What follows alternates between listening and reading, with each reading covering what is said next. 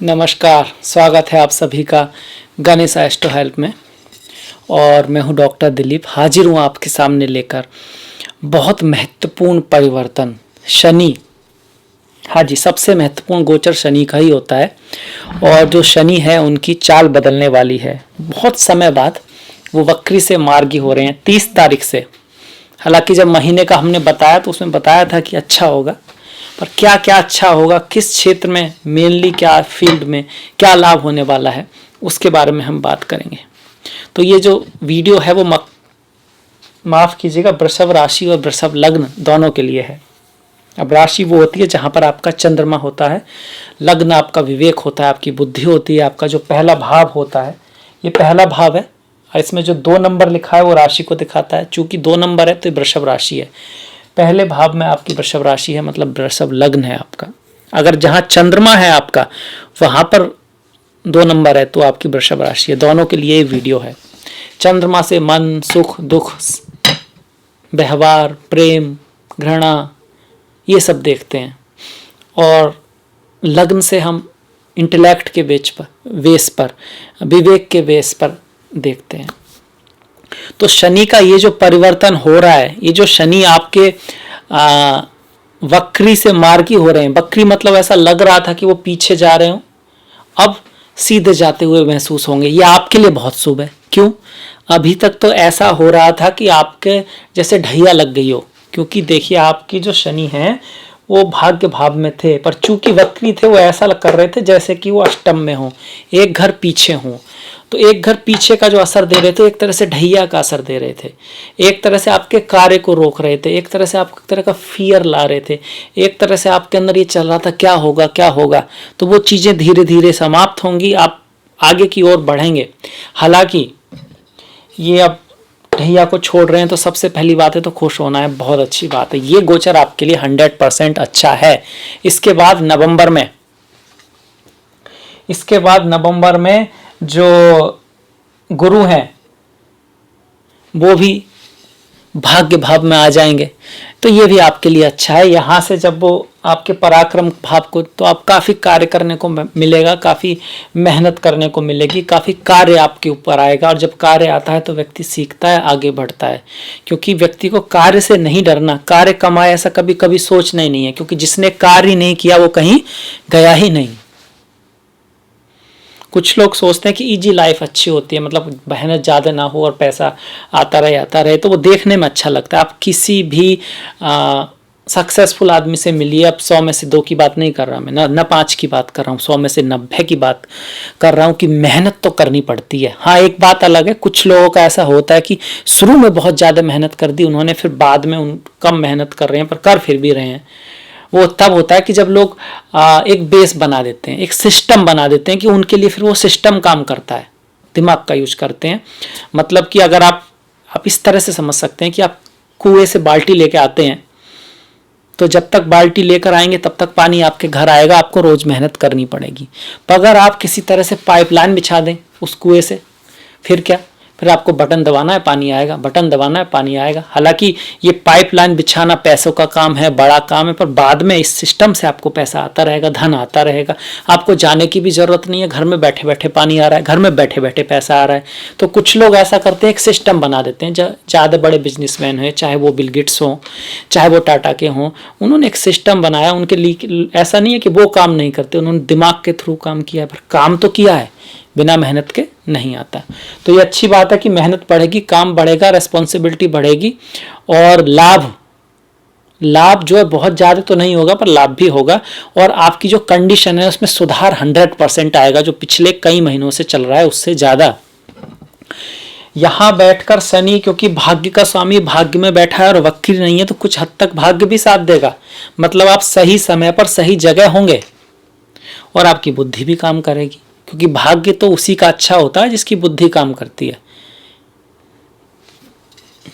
वास्तव में वही भाग्यवान है, बुद्धि। इसीलिए तो गुरु जो बुद्धि के मालिक हैं, जो ध्यान के मालिक हैं, जो कि मेडिटेशन के भी मालिक हैं, जो कि आगे की क्षमता देखने की क्षमता देते हैं, वो ही काल पुरुष कुंडली के भाग्य के भाव के स्वामी हैं। काल पुरुष की कुंडली में भाग्य भाव के स्वामी गुरु होते हैं, जो कि ज्ञान के हैं, जो कि दूरदृष्टि के हैं, जो कि खुशहाली के हैं, जो कि खुशी के हैं, हैप्पीनेस के हैं। जो खुश ना हो वो काम क्या खाक करेगा। आप खुद देख लीजिए, आप थोड़ा दुखी होकर देखिए फिर काम कीजिए, आपका ऐसा काम नहीं होगा। थोड़ा और दुखी होंगे तो बिल्कुल ही, जैसे जैसे आप दुखी होते हैं आप काम करने की क्षमता गिरती जाती है, आपका मनोबल ही नहीं शारीरिक बल भी गिरता जाता है। तो खुश होना, पॉजिटिव रहना, बुद्धिमान रहना, इसी को कहते हैं आगे को देख पाना। वही जरूरी है और वो आपके लिए शनि लाएंगे, उसमें आपकी मदद करेंगे। ये बुद्धिमान और आगे की जो दूरदृष्टि है उससे देखकर मुझे एक बात याद आती है, चींटियों वाली। चींटियों वाली, आपने कभी चींटियों को देखा होगा कि अगर आप देखेंगे जब धूप निकली होती है, खूबसूरत धूप निकली होती है, और चींटियां जो है अपना दाना लेकर चलती रहती है एक एक लाइन में, एक के पीछे एक के पीछे एक के पीछे लाइन में एकदम, और आप उसके सामने उसे रोकने की कोशिश करेंगे तो आपको बाएं से निकल जाएगी, आप दाईं तरफ से रोकने की कोशिश करेंगे तो वो नीचे से निकल जाएगी। मतलब आप हिम्मत कर लें, आप कितने भी तुर्रम खा हो, आप उसे रोक के दिखाइए। बस एक ही रास्ता है कि अगर वो जिंदा ना रहे तो चींटियों से कुछ सीखिए। वैसे चींटियां तो बहुत कुछ सिखाती हैं, अपने रास्ते की तरफ बढ़ती रहती हैं, चाहे कुछ भी आ जाए, कुछ भी बाधा आ जाए। पहली बात। दूसरी बात, एक छोटी सी चींटी ये जानती है कि अब बारिश का जो मौसम आएगा तो उसका इंतजाम करना है, बारिश का इंतजाम करना है। वो उस कार्य में, उस टाइम में कि अब तो धूप निकली हुई है, चलो बैठ के थोड़ी धूप लेते हैं, थोड़ी गपशप मार लेते हैं, यही तो टाइम है, अच्छी धूप है, अच्छा समय है, आगे तो फिर बारिश होगी, कहाँ बैठने को मिलेगा भैया, अभी आराम कर लो। पर वो ऐसा नहीं करती है, वो उस समय का इंतजाम करती है, और कितना करती है, जितना कर सकती है, लगी रहती है। फिर जब टाइम आता है तो अपना बैठ के आराम भी करती है। जब कठिन समय में आराम करती है, अच्छे समय में काम करती है। कुछ लोगों का लॉजिक होता है कि कठिन समय में काम करेंगे और अच्छे समय में आराम करेंगे। नहीं जी, बुद्धिमत्ता उसी को कहते हैं जब अच्छा समय है उसी में तो काम करना है, कि उसमें काम करने का भी मजा है, और उस टाइम जो काम करेगा फिर उस टाइम जब टफ टाइम आएगा वो उसका फायदा भी उठा पाएगा, वो उससे अपनी मेहनत का उसको जरूर मिलेगा। तो ये चीज़ें हम चींटी से सीख सकते हैं। और मैंने चींटी की बात क्यों की, क्योंकि चींटी शनि से रिलेटेड है।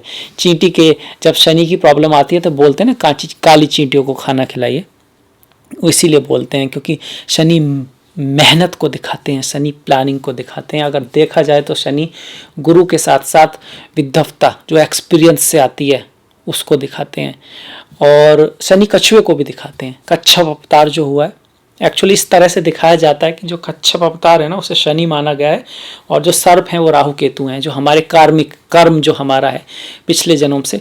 और वो जो मंदराचल जो पर्वत है वो जिस पे चलता है, वो कच्छप अवतार जिस पे चलता है मंदराचल जो पर्वत, वो शनि है, शनि के ऊपर चलता है। मेहनत चाहिए, कठोर हैं शनि, और हिम्मत देते हैं, ताकत देते हैं। तो शनि एक ऐसे ग्रह हैं। शनि की दृष्टियों की बात करें हम, क्या बदलाव आपके लिए आएगा। देखिए, तीसरी दृष्टि लाभ भाव पर पड़ेगी तो मेहनत ज़्यादा करेंगे, लाभ थोड़ा कम होगा। बड़े भाई से थोड़ा सा विरोध करा सकते हैं, पर बात समझने की है कि इससे पहले वो ढैया की तरह आपको आपके कार्य को ही रोक रहे थे। अब कार्य आएगा, आप उसे करेंगी, उससे उतना लाभ नहीं होगा पर लाभ होगा। पर सबसे पहली बात है कि कार्य में वृद्धि होगी और जो आप करना चाह रहे थे वो होने लगेगा।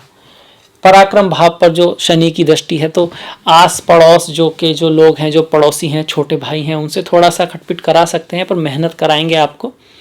और आलस देने की कोशिश कर सकते हैं, तीसरे भाव पर शनि की दृष्टि है, क्योंकि पाप ग्रह की दृष्टि जब तृतीय भाव पर होती है तो फालतू का व्यर्थ की थोड़ी बहुत भाग दौड़ करा सकते हैं, पर स्टिल इन द एंड आपके लिए पॉजिटिव हो रहा है, पहले से अब पॉजिटिव हो रहा है, पहले से अब अच्छा हो रहा है।